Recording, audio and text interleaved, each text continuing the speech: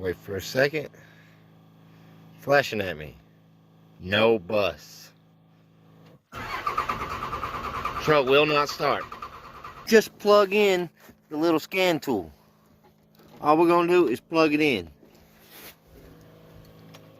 Turn the key off. Turn the key back on.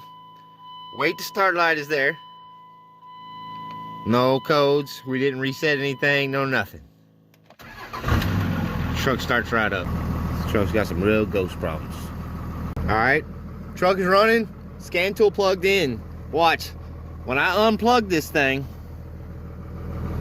not touching the ignition, do nothing. When I unplug it,